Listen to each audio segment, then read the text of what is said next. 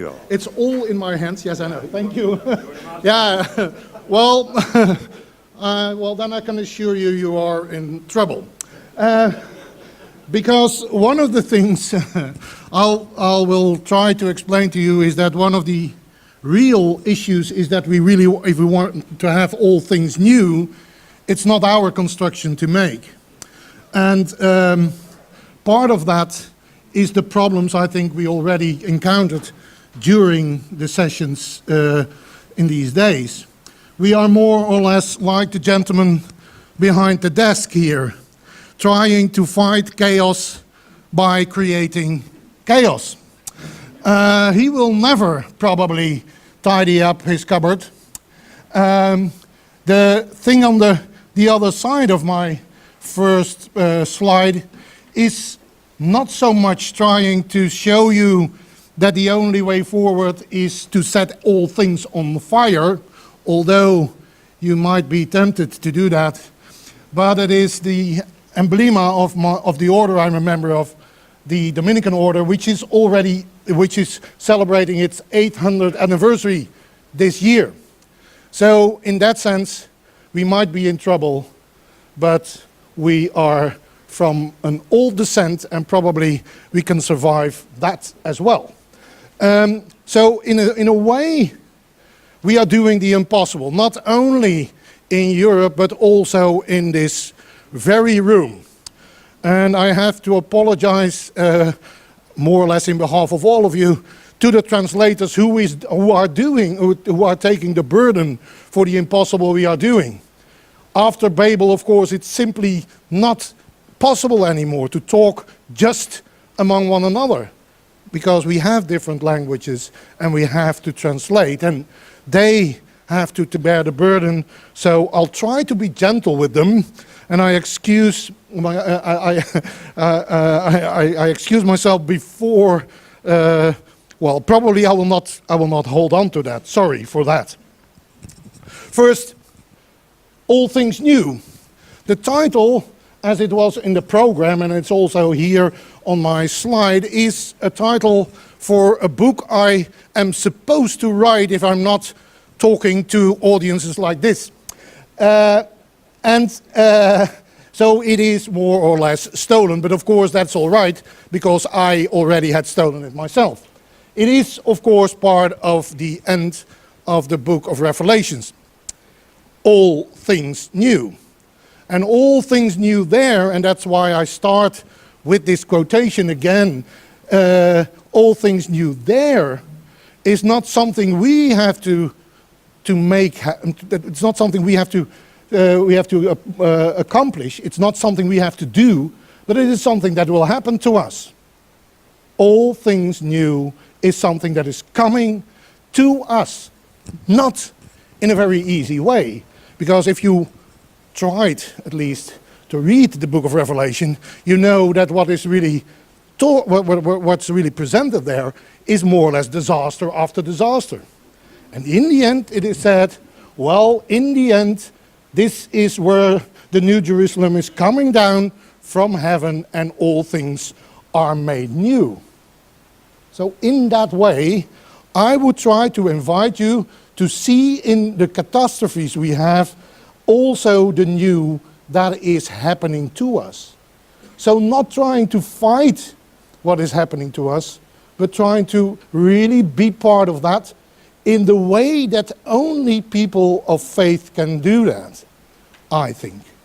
Because basically, faith is about trust even in situations where you don't know what to do, because it's not up to you to do everything. And that is, I think, one of the main things we have to contribute to the current discussion. And of course, we have a good person to do that for us. We have a very quotable Pope, which is, I think, a blessing. And I will not go into details, but yes, it really is a blessing, and it is a relief as well that we can really come forward with a Pope who is saying the things we maybe like to say, but he even says it better, and at least he says it with more authority. This quote is just to start, is a quote from his recent trip to Mexico, where he's trying to show that, of course, in all kinds of different situations, and of course he went to Mexico, to places where, I mean, when you think that Europe is in trouble, go to Mexico, right? I mean, that is, of course, I mean, that's a totally different thing. But even there, he's saying, well, what temptation can come to us from places often dominated by violence, corruption, drug trafficking, regard to human dignity, etc., etc., resignation. And the only thing he thinks we should avoid is this resignation. And I think he is totally right there. It begins with the idea that we are not so much able to do something, but we have to do something, because we cannot do nothing. And that's a different approach of thinking, like, it's not thinking that we can solve the problems. We can only be part of them and try to make things a little less problematic, which is, I think, not a low but a high ambition to make in contemporary Europe. But first, then you have to think and know where you are. And of course, we already more or less talked about that as well, but we are in a very problematic situation in Europe. For me, and of course we have already talked about the refugees, although in the introduction there was said that we did not prepare that, but luckily we did talk about them, and we talked about the people in the EU who are trying to solve all these problems.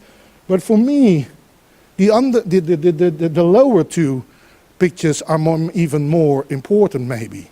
We are, well, confronted not from one side. It's not only people who say, we don't want democracy, we want just Islam. But there are also people who from the other side say, we don't want Islam, we only want democracy. But then, of course, they simply mean democracy is ours, we only want our democracy. And that is a very difficult situation in Europe. This is what we have to face, that we are really, really in a confrontation. Well, again, maybe the Pope is trying to show us a way forward. This is, I think, one of the main, for me it's like a mantra, or it became like a mantra, only this restlessness gives peace to the heart. In the situation of restlessness, the only thing that can give us peace is exactly restlessness, which is a very paradoxical rest, of course. It's not being outside of the problem, it's being part of the problem that ultimately will give us consolation. It's not going away, it's going nearer in a certain way. In what way? Not in the way of being in the center of things and in the center of power. Move, one of the main messages of the Pope, move to the periphery, where things are really problematic, where people are suffering and where things are happening. Truly to understand reality, in the middle of the quote, truly to understand reality, we need to move away from the center position of calmness and peacefulness and direct ourselves to the peripheral areas. Being at the periphery helps to see and to understand better, to analyze reality more correctly, to shun centralism and ideological approaches. Not from the center of power, but from the periphery, where really the things are problematic, where people don't have food if they don't do something, where people don't have shelter if they don't do something.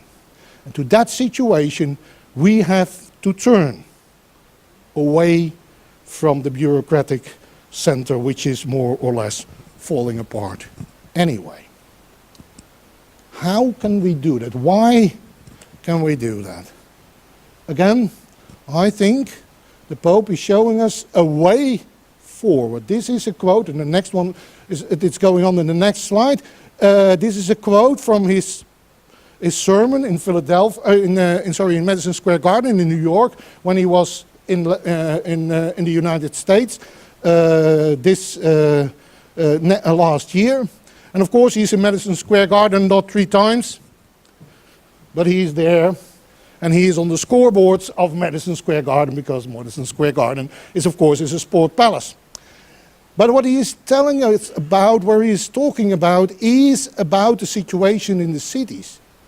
What is going on in our cities? A lot of things that meet the eye and that can really help us to, or are fascinating, are something that we really want to know, want to see, and are fascinated about. But also in big cities, beneath the roar of traffic, beneath the rapid pace of change, so many faces pass by unnoticed because they have no right to be there, no right to be part of the city. They are the foreigners, the children who go without schooling, those deprived of medical insurance, the homeless, the forgotten elderly, etc., etc. And now, of course, you expect him to tell us that we have to help these people because they are in trouble, and we have the power to help them. But that's not what he is saying. Of course, we have to help them if it's possible. And of course, when they need food, we have to give them food. When they need shelter, we have to give them shelter.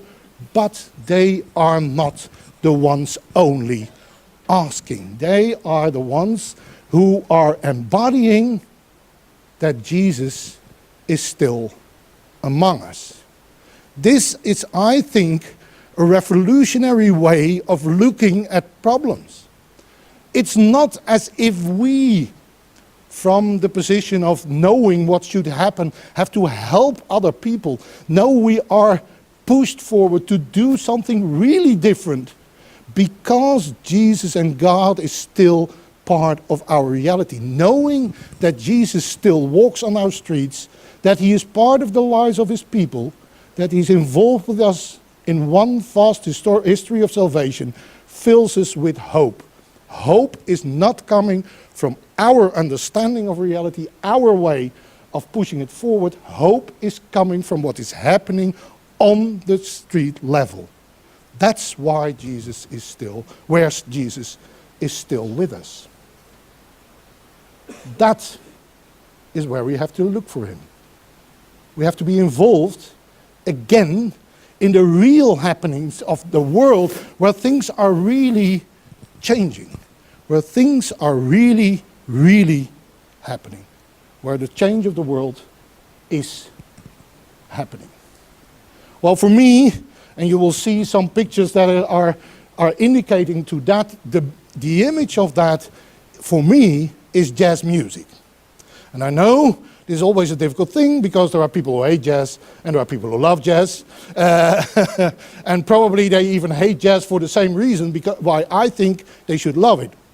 Because what jazz is doing is making music out of chaos. Not having one way of making the music. Everybody is more or less contributing and doing something on his own, but in the end, we have music. And that is exactly, I think, what our societies are. People are doing something from their own. They are good at something. They want to do something. They want to contribute. And in the end, we'll have an orchestra and we have music. But that's a totally different way than thinking, well, we have to be the conductors, and otherwise there will only be chaos. There is no conductor. And maybe that is the most difficult thing to get into our heads these days. There is no conductor. Principally, there is no conductor. We are only people trying to make music with other people trying to make music. If we see that, probably the situation is not hopeless anymore. In Laudato Si, you have three quotes from Laudato Si, which the encyclical that's not only about the environment, I mean it's also about the environment, but maybe even the theological aspect of Laudato Si is more important than the environmental thing in it. I think that Laudato Si will be remembered in 100 years as the new Rerum Novarum, because what the Pope is saying here in Laudato Si is placing us anew in our changing world. And he does that, of course, in the image of Jesus. In talking with his disciples, Jesus would invite them to recognize the paternal relationship of God with all his creatures. Where we are, here is something happening, see where God is doing something, there is something we can be part of, etc., etc. And of course here the image is nature, but the image could also be societal, social. We could see God at work, and we could be part of that. And of course then theology and faith is not something to bring unto the world, but a way of seeing the world anew. And again, I think that is what the Pope is up to. The New Testament does not only tell us of the earthly Jesus and his tangible and loving relationship with the world, it also shows him risen and glorious, present throughout creation in his universal lordship. So after Easter, Jesus is not only present as the one who can teach us how to look at the world, but he is also present working in the world in the way of resurrecting it. Well, I think there is something to hold on to. This might be something that can give hope. Not the way of directing the world from our point of view, but that there is something happening and that we can be part of that, and that might be the way forward.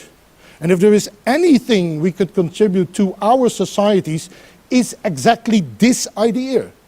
Because what is problematic for people sometimes are their concrete problems, but maybe even more the idea that there is no way out of these concrete problems. Resignation could be one of the main things in our societies, and one of the things we should contribute, I think, is not so much hope in the sense that when we do this, or optimism, when we do this we can do better.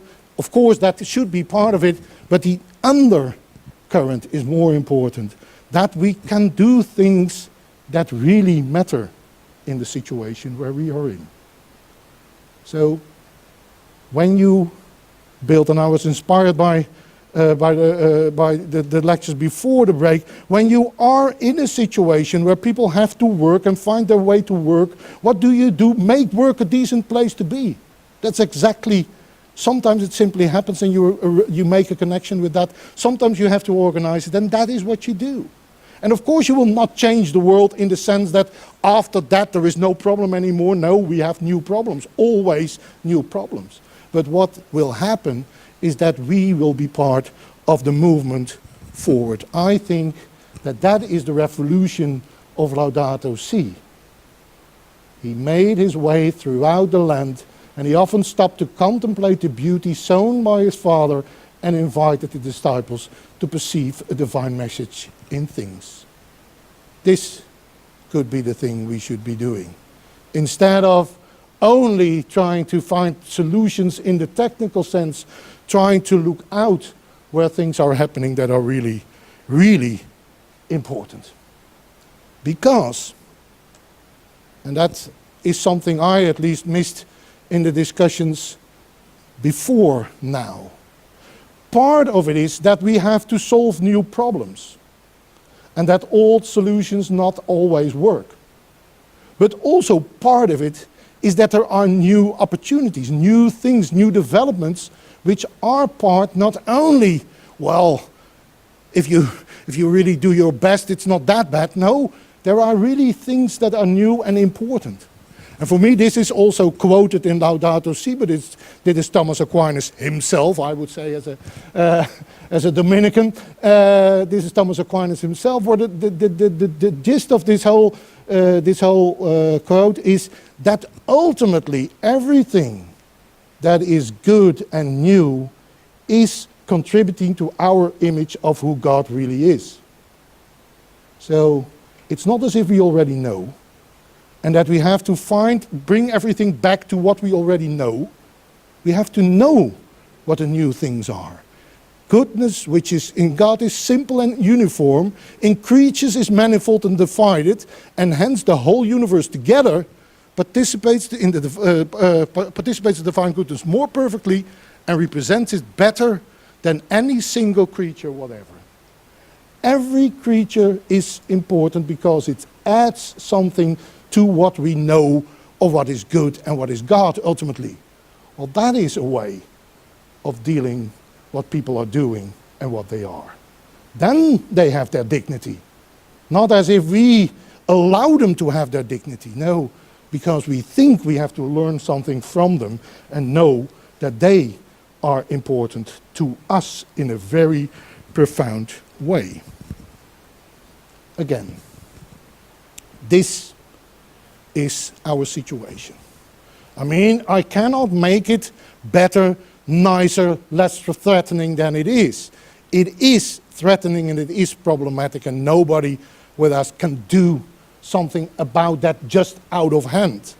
Because when we really do not rethink our situation, we end up here, where we think that making a fence and keeping the problem here, the problem of course are the refugees, but that's only a metaphor. Keeping the problem out will solve our situation, and we are not able to do that because one, they will always enter anyway, and two, the situation on our side will change dramatically once we have the fence. They are important to us because we cannot have this kind of a society. They have to contribute something to us, and we have to find out what that is. And again, it's not about the refugees, it's also about the people we don't normally consider part of our society, but are the problems of our society. The idea is that once when we continue to act as if people are the problems and they have to change before they can be part of our history, we will always push them in the wrong direction. We have to see that they have something to contribute, and that may be God's plan in our language. That doesn't tell you that it is not difficult. Here I'm very much with Lord Glassman in the more or less the first real lecture. It is a problem, and it is this work, and it is hard work, and it is really something. Well, maybe sometimes you think, can it not be over? In the end, cannot we have a real solution? No.